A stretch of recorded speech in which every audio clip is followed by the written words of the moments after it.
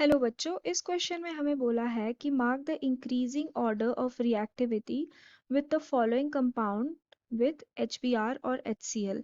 तो यहाँ पे जो गिवन कंपाउंड्स हैं, इसका रिएक्शन किनके साथ हो रहा है, HBr या फिर HCl के साथ हो रहा है। तो हमें रिएक्टिविटी का ऑर्डर लिखना है यहाँ पे, ठीक है। तो ये जो रिएक्शन हो रही है ना, ये रिएक्शन हो रही है SN1 रिएक्शन, ठीक है। अब SN1 रिएक्शन में क्या होता है, एक इंटरमीडिएट फॉर्म होता है दैट इज कार्बोकेटायन।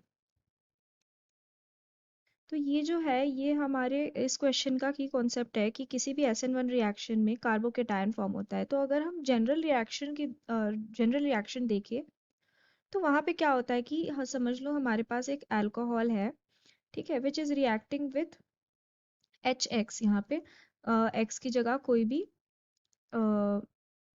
हैलोजन हो सकता है, ठीक है। तो ये रिएक्ट कर रहा है, तो यहाँ पे क्या होता है कि यहाँ से H+ और X नेगेटिव आयन बनते हैं, और यहाँ पे ये बॉन्ड टूटता है तो R पे पॉजिटिव एंड OH पे नेगेटिव चार्ज आता है। तो यहाँ से OH- और H+ निकल जाते हैं वाटर बन के, एंड यहाँ पे एक इंटरमीडिएट बनता है that is R+। Now R+ further reacts with X negative to make RX, ठीक है। साथ ही साथ यहाँ पे वाटर निकलता है। तो आप यहाँ पे देख सकते हैं ये जो इंटरमीडिएट है RX, this is called the carbocation. Now ये पूरे रिएक्शन की जो रिएक्टिविटी है, ये कार्बोकेटायन की स्टेबिलिटी पे डिपेंड करती है कि कितना ज़्यादा स्टेबल होता है carbocation.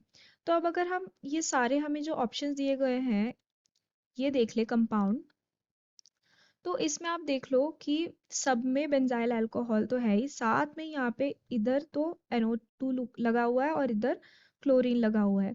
Now NO2 and chlorine, ये दोनों ही कैसे हैं, ये है electron withdrawing group, electron withdrawing group, ठीक है। तो इन जनरल अगर हम देखें कि तीनों में कैसा रिएक्शन होगा, तो तीनों में एज आई हैव सेड कि कार्बोकेटायन बनेगा। तो ये जो CH2 एंड OH के बीच में जो बॉन्ड है ना, सारे ये टूट जाएंगे और OH जो है वो निकल जाएगा। तो बेसिकली यहाँ पे OH सारों में निकल जाएगा और कार्बोकेटायन यहाँ पॉजिटिव चार्ज इस कार्बन पे आ जाएगा। तो हमको ये ध्यान देना है कि इस कार्बोकेटायन को स्टेबलाइजेशन मिलनी चाहिए, ठीक है। तो हम उसके लिए क्या करेंगे, यहाँ पे अगर नाइट्रो ग्रुप या क्लोरीन ग्रुप लगा है जो कि एक इलेक्ट्रॉन विथड्रॉइंग ग्रुप है, तो वो स्टेबिलिटी को, मतलब वो जो रिंग है वो उसको डिस्टेबलाइज करेगा। तो ये बात ध्यान रखनी है कि जहाँ पे भी इलेक्ट्रॉन विथड्रॉइंग ग्रुप लगा होता है, तो वो क्या करता है, वो डिस्टेबलाइज करता है रिंग को, इट डिस्टेबलाइज द रिंग।